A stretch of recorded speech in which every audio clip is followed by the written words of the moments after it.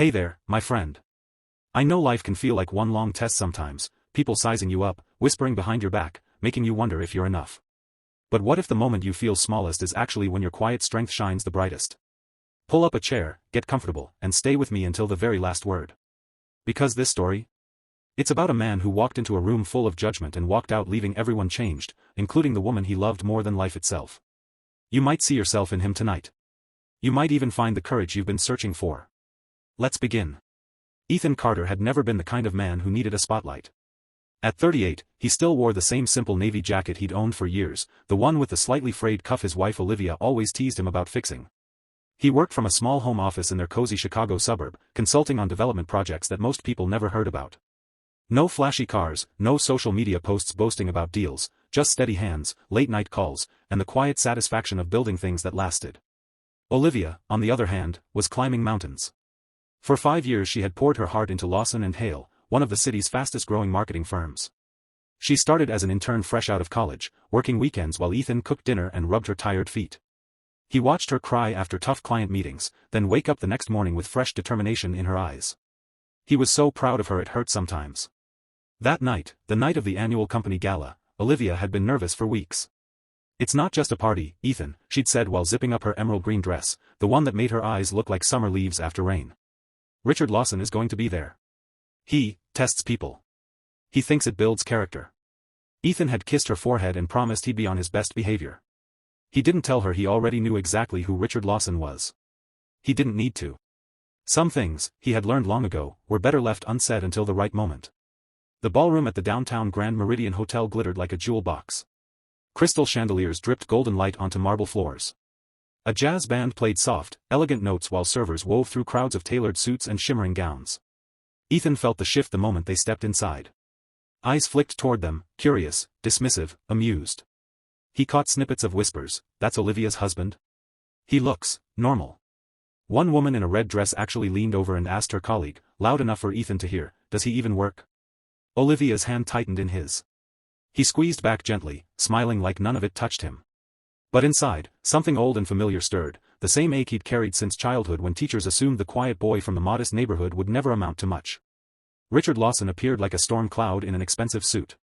Tall, silver-haired, with the kind of posture that made everyone else straighten up automatically. He shook Olivia's hand first, complimenting her latest campaign in that measured, powerful voice that had closed million-dollar deals. Then his gaze landed on Ethan. The test began so smoothly you could almost miss it. "So, Ethan," Lawson said, swirling his scotch, "Olivia tells me you're in consulting?" The way he said it made the word sound small. Around them, conversations quieted. People leaned in. Ethan felt the weight of every stare. Olivia's smile faltered for half a second, long enough for him to see the worry in her eyes. She hated this part of her world, the part that judged people by titles and bank accounts. But she had fought so hard to belong here. Ethan wouldn't let her feel ashamed of him. He answered calmly, voice steady. "Yes, sir. Development projects mostly." Lawson's eyebrows rose just a fraction. He fired off more questions. "Where did you study? What firms have you worked with? How exactly does someone like you support someone like Olivia?" Each one sharper than the last. The room seemed to hold its breath. Ethan could see the calculation in Lawson's eyes. This was entertainment for him, a way to remind everyone who held the power. Olivia's fingers trembled slightly in Ethan's hand. She opened her mouth to intervene, but Ethan gave her a tiny nod. "Trust me."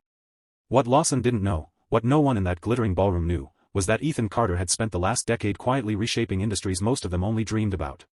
Stanford scholarship kid turned silent partner in ventures that had saved companies on the brink of collapse. He had walked away from the spotlight after one painful lesson. Money and titles could buy respect, but they couldn't buy the kind of love that got you through midnight hospital waits or celebrated small victories over cheap takeout. He had chosen a simpler life so Olivia could chase her dreams without carrying his ego too. Tonight, though, that choice was being twisted into something ugly. Lawson chuckled softly. "Interesting. Most husbands in your position would be intimidated, I imagine." The words landed like a slap. Ethan felt heat rise in his chest, not anger, exactly, but a deep, protective ache for the woman beside him who had given everything to this company. He thought about the nights she came home doubting herself because of Lawson's tough love. He thought about the sacrifices she made so they could afford her dream. And in that moment, Ethan made a quiet decision. He wouldn't fight fire with fire. He would simply let the truth breathe. Just then, one of the firm's senior partners, Mr. Hale himself, approached Lawson with an urgent question about an upcoming merger. The name of the struggling company they were acquiring dropped into the conversation like a stone. Ethan recognized it instantly. 5 years earlier, that very firm had been drowning in debt.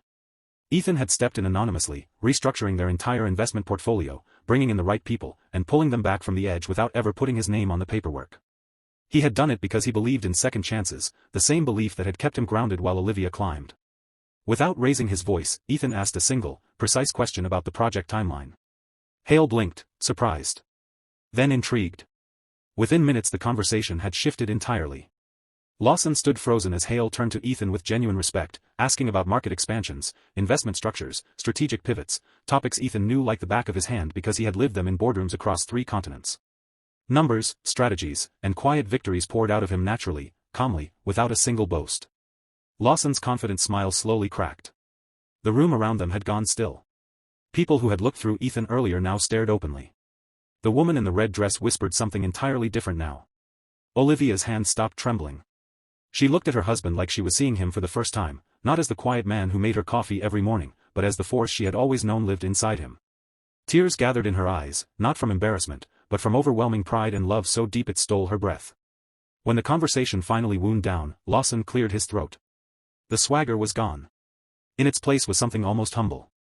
He turned to Olivia first.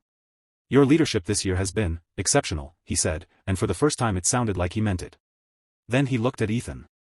I owe you an apology, Mr. Carter. I misjudged you. Quite badly. Ethan simply smiled, the same gentle smile he gave Olivia every night when she walked through their front door. No apology needed, sir. We all make assumptions sometimes. Later, as the band played a slow song and the lights dimmed, Ethan pulled Olivia onto the dance floor. She rested her head against his chest, tears slipping quietly down her cheeks. Why didn't you ever tell them, she whispered. He stroked her hair. Because their opinion never mattered to me, Liv. Yours does. And I knew you loved me for exactly who I am, the man who's been cheering you on from the sidelines all along. That night, something shifted inside the company. Whispers turned to genuine conversations. Lawson started treating Olivia with real respect instead of pressure. And Ethan? He went back to his quiet life the next morning, fixing the frayed cuff on his navy jacket while Olivia made breakfast. But now she looked at him differently, like a woman who had always known her husband was extraordinary, and had finally seen the world recognize it too. My friend, here's the truth this story leaves us with: the loudest power isn't the one that shouts or humiliates. It's the quiet strength that stands steady when the world tries to shrink you. It's the love that chooses humility over ego so the people you cherish can shine. You don't need a fancy title or a room full of applause to be enough. You only need to know your worth, and when the moment comes, let it speak for itself. If this story touched something in your heart tonight, remember, the next time someone tries to test you, smile. Because they have no clue who they're really dealing with. You've got this. And I'm rooting for you, always.